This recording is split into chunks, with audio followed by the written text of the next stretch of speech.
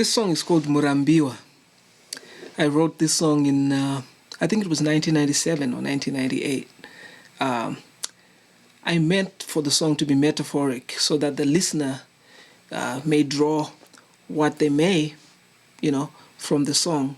But the literal translation is a story about a man, an older man, who's lived a long life and is been successful and is outlived all his peers.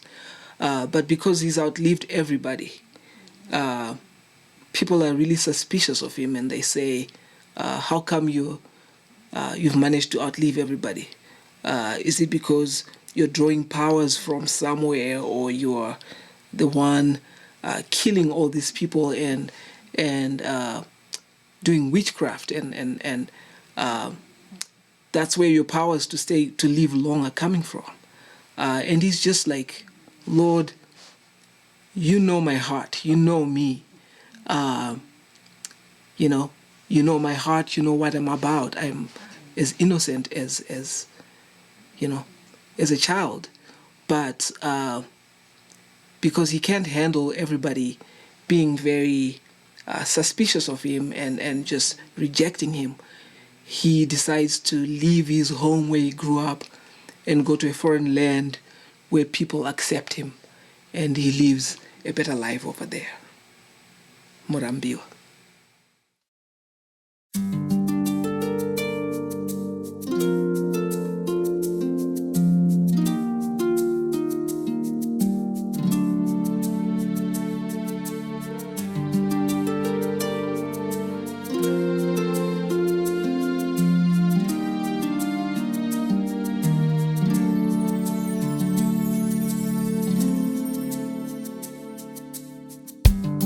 Zita rangu ndini Murambiwa,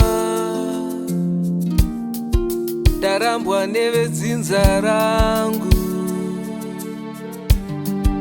kuipa zvaro peni oye oye oye, asi haridye chakafa choga. Ndoenda zvangu nesango, ndasvipwa nevanhu vekwangu, pese panotsvagwa muroyi, meso tsoko kwandiri, kuzoti pafama vobata makano chaiwo, ndoenda zvangu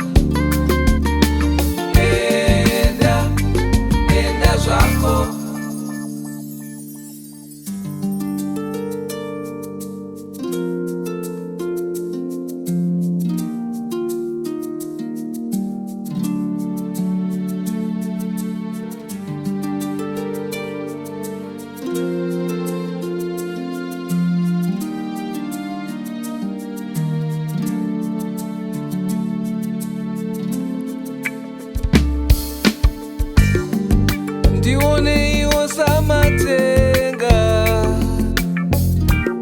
ndimi mega munoziva zvandiri,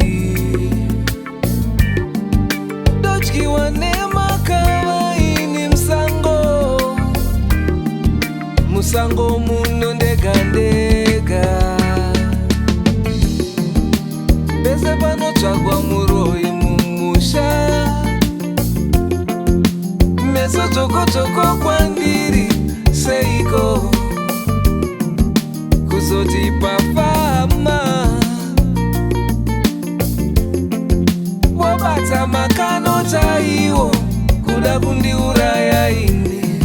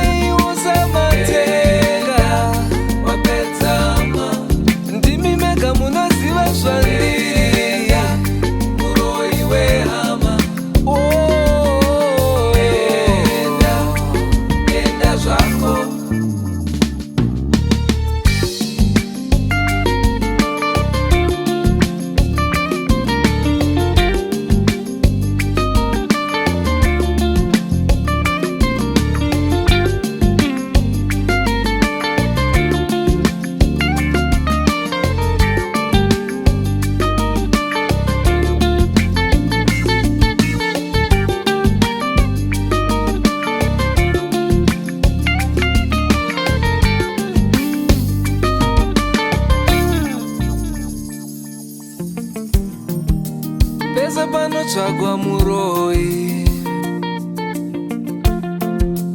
meso zvokozvoko kwandiri seiko kuzoti pafama wabata makano chaiwo kuda kundiuraya ini ndoenda zvangu ini hama ndonopotera kuvatorwa